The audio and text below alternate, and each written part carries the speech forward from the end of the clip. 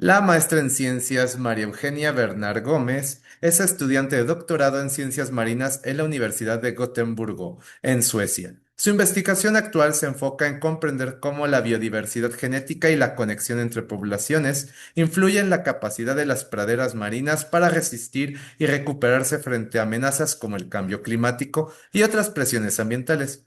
A través del uso de herramientas genómicas, estudia qué procesos son claves para mejorar estrategias de conservación y restauración en pastos marinos. Sin más por el momento, le cedo la palabra a la maestra en ciencias, María Eugenia Bernard Gómez. Hola, ¿cómo están? Gracias Sergio por la introducción y gracias a todos por unirse. Sí, como Sergio lo comentó en la introducción, yo trabajo con genética y específicamente en genética de pastos marinos. Entonces ahorita les voy a hablar un poco sobre qué papel juegan los genes y cómo los vamos a o cómo los podemos utilizar para ayudar a la conservación y también restauración de pastos marinos. Entonces, bueno, antes que nada, me gustaría empezar diciendo, pues, ¿por qué, no? ¿Por qué necesitamos conservación y restauración? Y seguramente ya han visto un buen de gráficas de estas, ya está por todos lados y a lo mejor imágenes peores, más tristes, pero realmente, pues, el clima está cambiando y está cambiando muy rápidamente.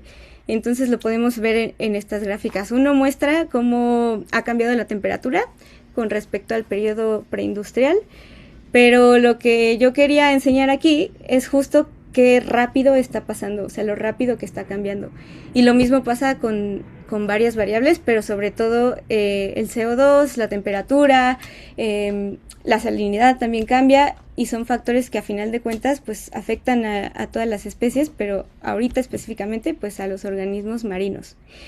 Y entonces, ante este escenario de cambios tan rápidos, pues una pregunta es cómo responden las especies, ¿no? ¿Cómo reaccionan ante estos cambios tan rápidos?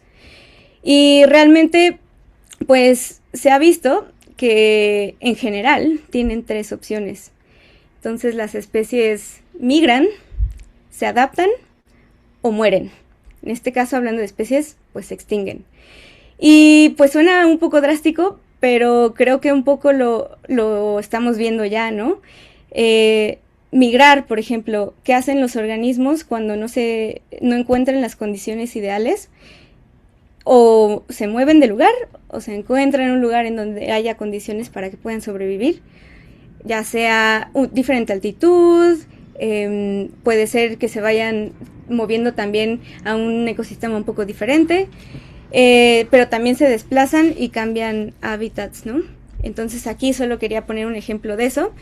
Hay un estudio que hicieron en donde intentan comparar qué ha pasado con las poblaciones de peces. Y entonces aquí compararon 11 especies diferentes de peces y lo que pueden ver acá es que todas han cambiado ya sea su distribución e incluso su rango, ¿no? Entonces en naranja están las que cambiaron completamente de hábitat.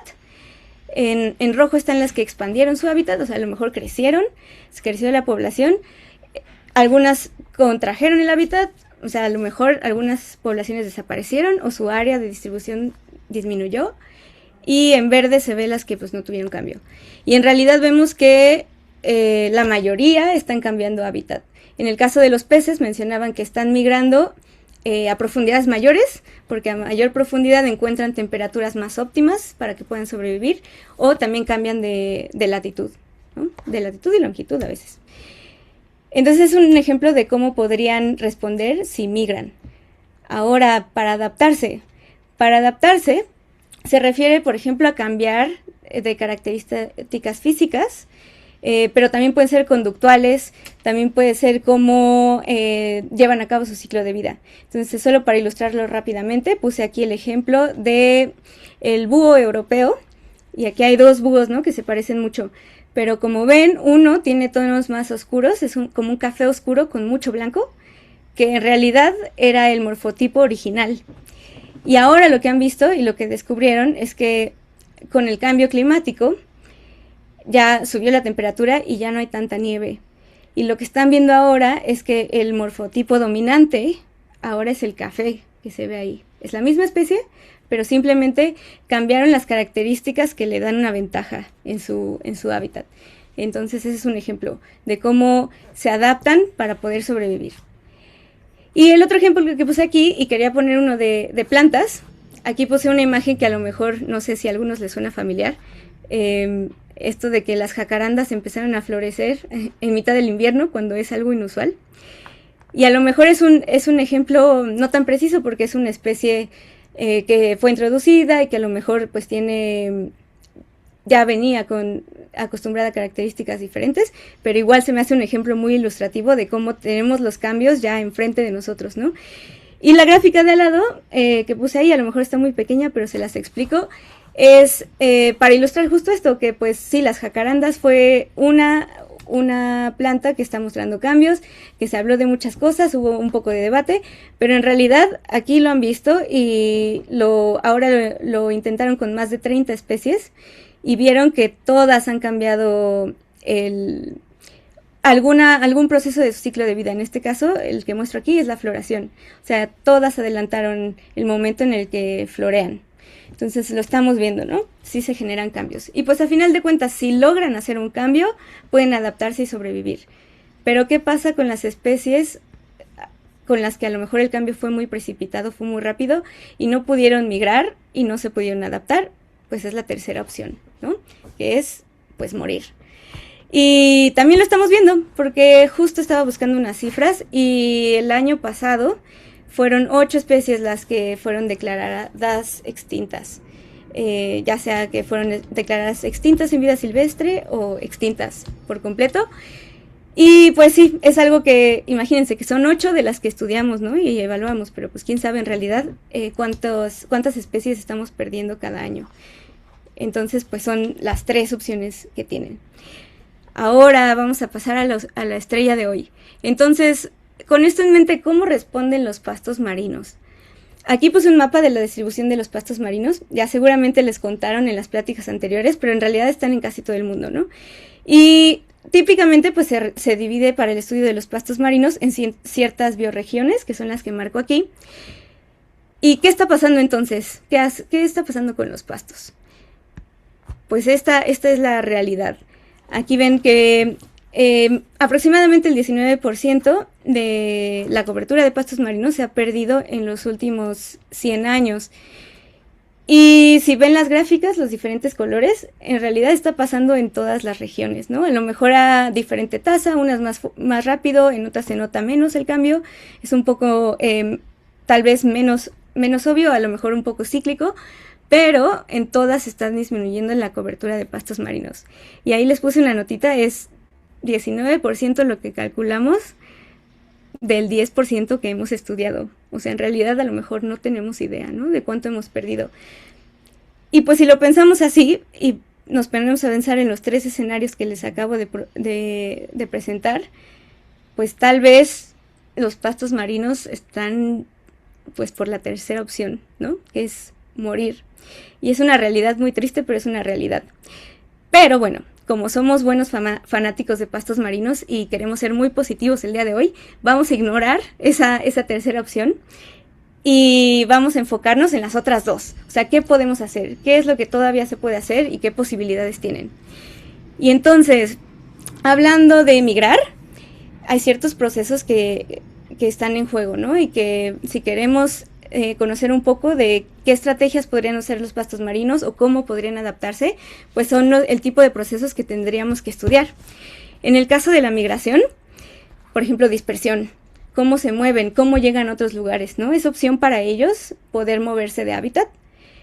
Establecimiento, que es ok, ya llegaron a un lugar, pero ahora que puedan quedarse, que sean capaces de sobrevivir en ese lugar. Y reclutamiento. Reclutamiento se refiere a cuando nuevos individuos llegan a una población, ya sea porque ahí nacieron, en este caso las semillas germinaron o se reprodujeron de alguna manera, o que llegan como inmigrantes, es decir, de otros lugares cercanos, de otras poblaciones, de otros sitios, llegan a la población que estamos estudiando. Entonces, estos son 3 procesos, seguramente hay muchos más, pero creo que elegí basarme en esos 3. al ratito les voy a decir por qué. Y es algo que a lo mejor podríamos poner atención en los pastos marinos para saber si se pueden adaptar o no. Ahora, adaptarse, que es la segunda opción. En realidad, adaptación es un proceso muy complejo, ¿no? Involucra muchísimas cosas, muchos procesos, y es algo difícil de estudiar. Pero aquí me gustaría describirlo como estos 3 procesos que acabamos de ver en migración. También son procesos que tienen un papel en cómo una especie se va a adaptar. Entonces los volví a repetir. Pero adicionalmente hay varias opciones. ¿Cuáles son las opciones?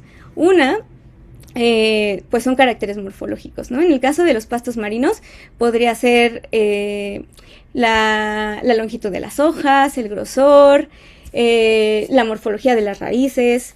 Hay muchas cosas que podríamos estudiar que aún no está tan detallado si juegan un papel o no tan claro, pero que podría ser una manera. Las respuestas fisiológicas, creo que ya les hablaron un poco de eso, de cómo fijan carbono, de cómo respiran, de cómo hacen fotosíntesis. Es otra, de qué manera pueden hacerlo un poco más eficiente. Las respuestas conductuales, en este caso pues ustedes dirán es una planta, no hace nada, pero créanme que hace muchas cosas. Respuestas conductuales, en este caso podría ser como si hay cierto movimiento de anclaje, cómo reaccionan, qué compuestos producen. A lo mejor las respuestas químicas podrían estar a la mitad entre las fisiológicas y las conductuales, y algunos otros procesos.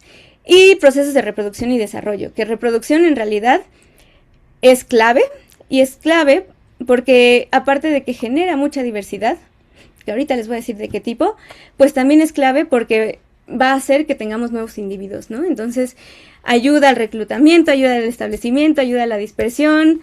La reproducción es algo clave para poder adaptarse. Ahora, migrar y adaptarse. Creo que es algo que los pastos marinos pueden hacer. La parte de migración, si se dan cuenta, tiene mucho que ver con ecología, ¿no? Muchísimo. Hay muchos procesos y muchos métodos en ecología que se usan para eso. Debo decir que en los pastos es un poco complejo, porque aparte de que son especies que de por sí están en un hábitat que es difícil de estudiar, ¿no? El mar es muy inestable, es complejo estar ahí. Logísticamente, físicamente, también es muy cansado, pero hay en realidad muchas cosas. Pero otra cosa que tienen los pastos marinos es que tienen una diversidad enorme, y aquí no lo quise incluir porque ya lo habrán visto y seguramente Tania hablará de eso también, pero es un grupo muy diverso. Los pastos marinos es un grupo ecológico, no solo taxonómico, es muy diverso, y entonces tienen muchas formas, diferentes reacciones fisiológicas, y tienen muchísimas maneras de responder ante el ambiente. Como son tantas especies, a veces es difícil generalizar. Lo que aplica para una no va a aplicar para la otra.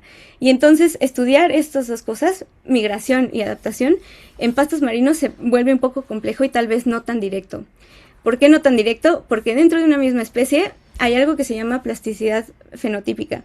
Quiere decir que muchas formas dentro de una sola especie, incluso dentro de un solo individuo, puede cambiar sus características morfológicas dependiendo del ambiente. Y eso muchas veces ni siquiera está determinado genéticamente y no se hereda.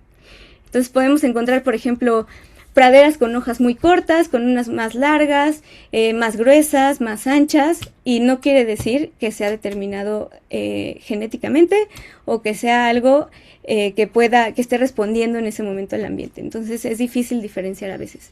Pero bueno, hoy yo vine como representante de los genes, así que les tengo que hablar bien de ellos, y por eso me voy a basar un poco más en la parte adaptativa. Entonces, ¿por qué los genes?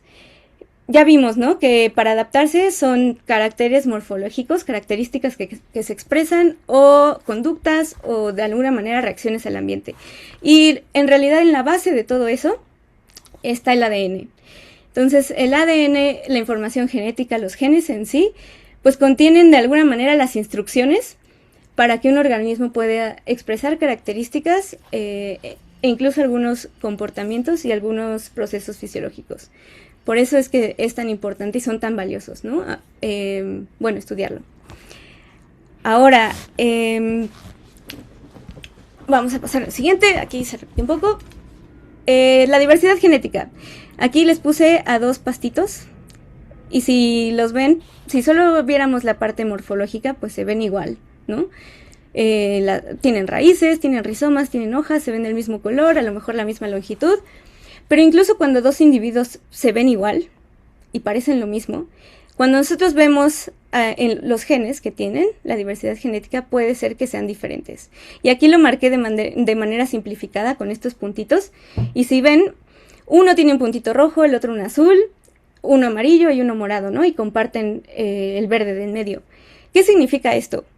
Esto significa que la capacidad de respuesta de uno, aunque se vea igualito que el otro, puede ser un poco diferente. Entonces ahí, de nuevo, diversidad genética.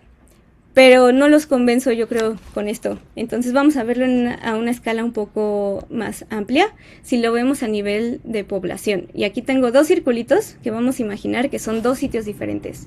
En este caso los voy a llamar población. Si ven, una tiene muchos colores, ¿no? Muchísimos colores, muchísimas combinaciones. Ahí está el rojo, el azul, el amarillo, el rosa, verde, verde clarito.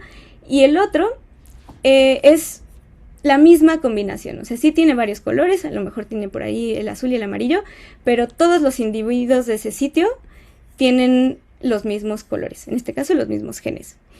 Si pensáramos que el puntito azul, o sea, el gen azul o verde, en este caso como menta, es el que determina si son resistentes o no a salinidad, o sea, salinidad alta, digamos, en este caso, ¿qué pasaría? Pues hasta aquí, a lo mejor las dos poblaciones son resistentes, ¿no? Porque tienen el puntito color menta. Entonces, pues no hay problema. Pero ¿qué pasa si el factor que los está estresando es una ola de calor?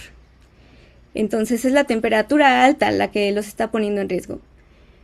La población que tiene más colores, el sitio que tiene más colores, tiene el gen rojo, que en este caso es el que da la resistencia a temperatura. Y la otra población, en donde todos sus individuos son iguales y tienen la misma combinación de genes, no lo tiene. ¿Qué va a pasar en este caso? De nuevo, es una manera muy simplificada, pero quería dejarlo un poco en contexto. Si hay una onda de calor, la población en donde hay mayor diversidad genética, más puntitos, más genes y más variedad de genes, es probable que sobreviva, porque a lo mejor no todos los individuos lo hacen, pero aquellos individuos que son resistentes van a sobrevivir. A final de cuentas, la población va a persistir. ¿Qué pasa en el caso de la otra? Si todos tienen los mismos juegos de genes, todos tienen las mismas copias y ninguno es resistente, pues es muy probable que la pradera, en este caso, desaparezca, ¿no? Entonces, ¿por qué diversidad genética? Porque mayor diversidad genética significa mayor resiliencia. Esto quiere decir que aguantan factores ambientales estresantes y que pueden sobrevivir a ellos. A lo mejor sí son afectados, no, tampoco se trata de que sean completamente resistentes, son afectados, pero tienen la capacidad de responder. Ahora, antes de pasar al siguiente ejemplo, quiero aclarar un término rápido. Entonces, a una combinación de genes, en este caso enmarqué esta combinación de colores, digamos, le vamos a llamar genotipo. Entonces, en esta población, digamos, tenemos un genotipo, ¿no? Todos los individuos tienen una combinación de colores. ¿Qué pasa con la otra? En la otra todos son diferentes, tienen 6 combinaciones diferentes. Entonces, lo vamos a llamar 6 genotipos diferentes. Y ahorita vamos a ver por qué es importante. Digamos que estamos en algún lugar de un gran país. No voy a decir cuál, pero creo que ustedes ya lo ven. Y hay dos sitios. Tenemos 2 praderas de pastos marinos, ¿no? En una, hablando ahorita de los genotipos, tenemos los individuos tienen el genotipo rojo. Y en el otro lugar, todos los individuos, tienen el genotipo azul. Si los individuos o algún individuo es capaz de llegar de un lugar al otro, de una pradera a otra en este caso, eso quiere decir que en algún momento en la población que tenía solo genotipos azules va a tener el genotipo rojo, ¿no?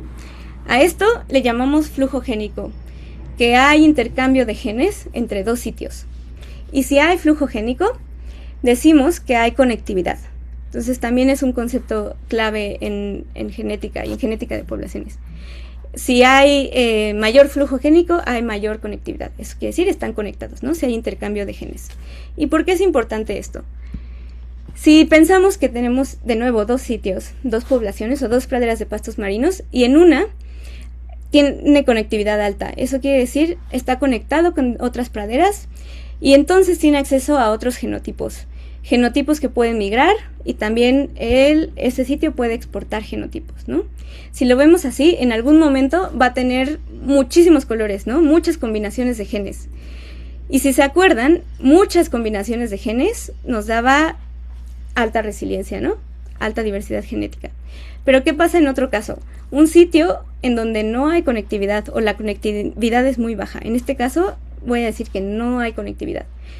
No hay manera de que desde otra pradera lleguen los pastos y tampoco exporta y no hay manera de que le llegue otro genotipo. Entonces los genes que tiene y las combinaciones que tiene es con las que va a tener que responder. ¿Qué pasa?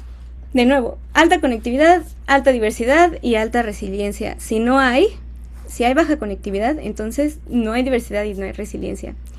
Y entonces, en casos de eventos estresantes, un evento climático, digamos, esto es generalmente a lo largo del tiempo, ¿no? A lo mejor en uno no se notaría el efecto, pero a lo largo del tiempo y repetidas ocasiones en donde hay un evento climático que los afecta, es probable, y es lo que se ha visto últimamente, que las poblaciones o los sitios que tienen mayor diversidad y mayor conectividad tienen muchas más herramientas para responder ante el cambio climático que un sitio que tiene baja conectividad, baja diversidad y por lo tanto baja resiliencia. Va a ser mucho más vulnerable. Entonces, estos es el fundamento y un poco de las bases de la genética de poblaciones y también de la genética de la conservación. Ahora, ¿cómo lo podemos utilizar? Y ahora me voy a ir a otra especie, ahí está el nombre, pero también los voy a llevar a cruzar el charco. Ya no estamos en México, ya no estamos en un gran país, pero estamos en Suecia. Les voy a explicar un poco los casos en Suecia, que es con lo que ahorita estoy trabajando y estoy más familiarizada, pero en realidad, pues, esto podría ser en cualquier lugar del mundo, ¿no? Es un ejemplo de cómo podríamos aplicarlo. Y en Suecia yo trabajo con esta especie de pasto marino. Está bien bonito, se llama Zostera marina y es una especie monoica, o sea, tiene los dos sexos en una misma planta.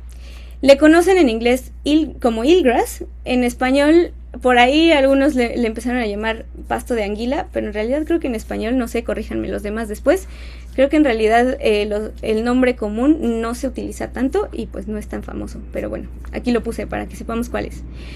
Y esta especie... Este es un mapa de Suecia, se distribuye en realidad en la parte sur, pero en las dos costas de Suecia.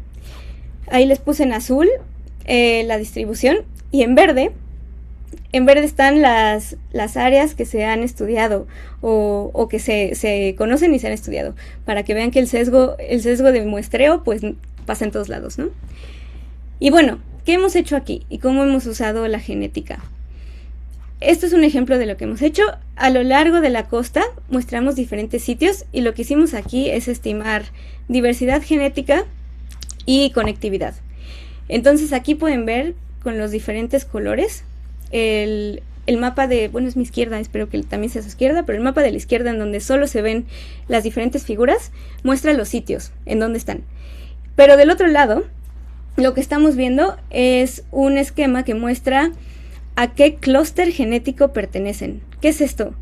Cuando hay flujo génico, como les enseñé, cuando se comparten genes o individuos pueden viajar de un lugar a otro y hay dispersión, se dice que pertenecen al mismo grupo o al mismo clúster. Si no hay flujo génico, van a pertenecer a otro clúster. Aquí hay en general 4 colores. O sea, los circulitos que vemos aquí es azul, es el rojo, el naranja y el verde, ¿no?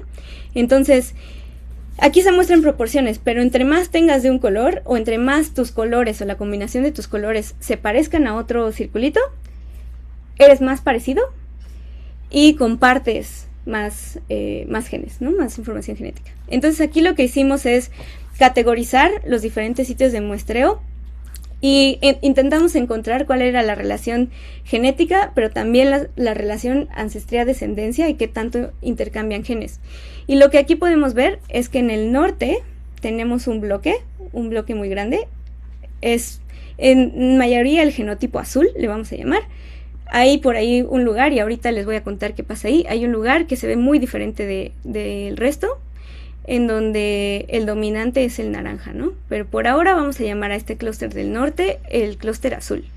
Luego en medio vemos que hay dos clústeres diferentes. Vemos en donde está el verde, le vamos a llamar, que es en donde está la parte verde dominante, que son estos de acá, y el naranja, que es en donde la parte dominante es la naranja. Entonces hay dos clústeres genéticos. Y al último, las poblaciones del sur son en su mayoría rojas. ¿Qué vemos aquí? Pues vemos que si comparten un color, hay flujo génico entre ellas. Si no lo comparten, no hay. Pero también aquí solo vemos proporciones. Entonces digamos que el clúster azul comparte con el clúster de en medio, sobre todo con el verde. Sí comparte un poco con el naranja, pero en realidad ya hacia las poblaciones o los sitios del sur ya hay muy poco flujo génico. En algunos casos apenas si se ve la rayita, ¿no? Lo que hicimos aquí es que le sugerimos y le dimos una recomendación al gobierno en donde sugerimos que todos los eventos de restauración que sucedan se mantengan entre clústeres. ¿Por qué? O sea, si tú quieres restaurar una pradera de pastos marinos en el sitio azul y está en el sitio del norte, intentes tomar solo praderas, o si vas a agarrar plantas para después plantarlas en otro lugar, que sean solo de este sitio. Y así sucesivamente, ¿no? ¿Por qué? Porque lo que queremos hacer aquí es, preservar la diversidad genética que hay dentro de este clúster, pero otra que aquí no les había dicho en los ejemplos simplificados que les enseñé en el principio, cuando las combinaciones genéticas son muy diferentes, y esas combinaciones genéticas dependen del ambiente, o sea, están muy, muy, muy correlacionadas con el ambiente, puede ser que ese genotipo no se adapte a otro. Entonces, en este caso, estamos recomendando que solo se mantengan los esfuerzos de restauración dentro de estos bloques para evitar un riesgo muy grande, ¿no? Que es tomar un genotipo que pertenece a otro bloque, intentar restaurar con ese, y que al final, en el mejor de los casos, pues que no se adapte y se muera, ¿no? Entonces no funcionó tu experimento. Pero una de las consecuencias un poco graves que podría pasar es que esos individuos compitan con los individuos locales, arrasen a los individuos que ya estaban ahí, y entonces al final no se logren adaptar al ambiente. ¿Qué pasaría en este caso?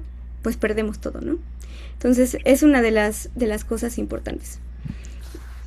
Me voy rápido al otro ejemplo, ya para ir cerrando. Este es el clúster chiquito que veían ahí, el raro, el naranja, ¿no? Es una zona en donde hay diferentes islas, y aquí lo que hicimos es un estudio en una escala mucho menor. Entonces tomamos 10 sitios que están muy cerca entre ellos en realidad. Aquí les estoy hablando de distancias de entre 2 kilómetros y 14. ¿Por qué nos interesaba un poco esta escala? Creo que por ahí hay un micrófono abierto, si me ayudan. Gracias. Perdón. Para que todos nos escuchemos. Entonces, ¿qué pasa ahí? Me voy a regresar. Nos interesaba una escala muy pequeña, porque la dispersión de los pastos marinos, aunque no esté estudiada en todas las especies, en este caso se estima que pueden viajar hasta cientos de kilómetros. Entonces, si tienes una distancia muy pequeña, en teoría, todos podrían estar conectados, ¿no? Todos deberían estar conectados, podrían viajar entre sitios y tendríamos los mismos genotipos. Pero ¿qué encontramos aquí? A pesar de que es una escala muy pequeña, en la gráfica que está al lado podemos ver que sí se forman bloques. Por ejemplo, el bloque verde, los cuadritos verdes, no se juntan demasiado con otros sitios, ¿no? Por ejemplo, no alcanzan a llegar al triangulito azul claro. Y el bloque amarillo también está bastante separado de los demás, es decir, su genotipo, su combinación de genes es completamente diferente, o en gran medida diferente.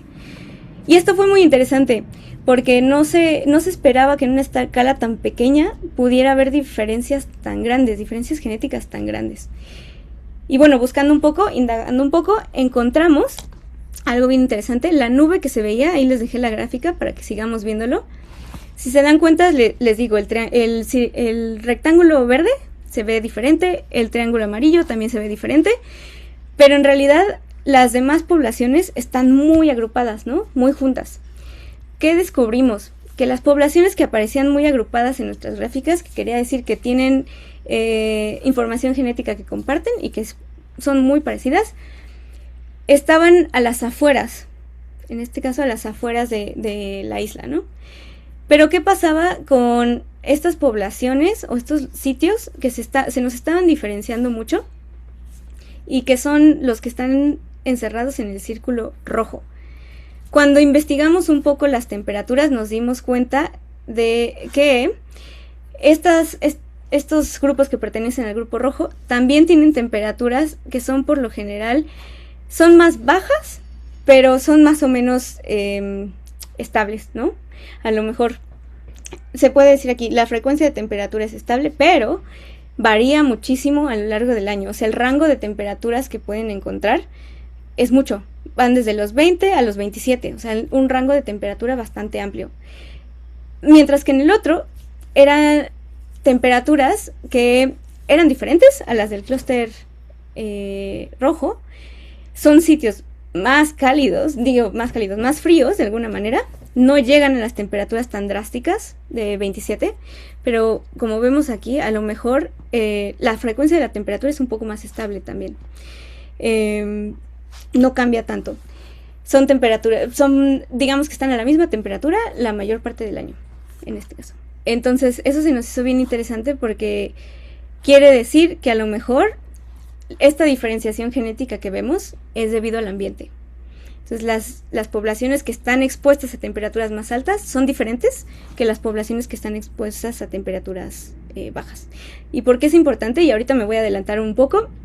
Es un poco apresurado para decirlo, pero es importante pensando en cambio climático, porque pensando en un futuro podríamos tomar individuos de las poblaciones que ya están expuestos a temperaturas altas para restaurar sitios que a lo mejor ahorita no están expuestos a temperaturas altas, pero que se pronostica que van a llegar a temperaturas más altas, ¿no? Ese es un ejemplo de aplicación al futuro. ¿Qué más? ¿Qué más logramos hacer?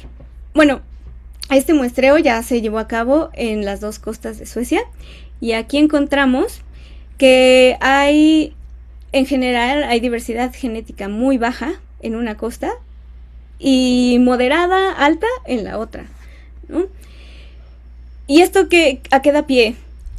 Da pie a que se tomen como referencia sitios vulnerables, ¿no? Todos los que aquí se ven en rojo son praderas que son vulnerables tal cual, o sea, que están ya en riesgo de desaparecer. Las naranjas a lo mejor del otro lado o el rojo más clarito, quiere decir que tienen diversidad genética baja, que a lo mejor están amenazadas, pero que no es inminente, ¿no? El riesgo no es inminente.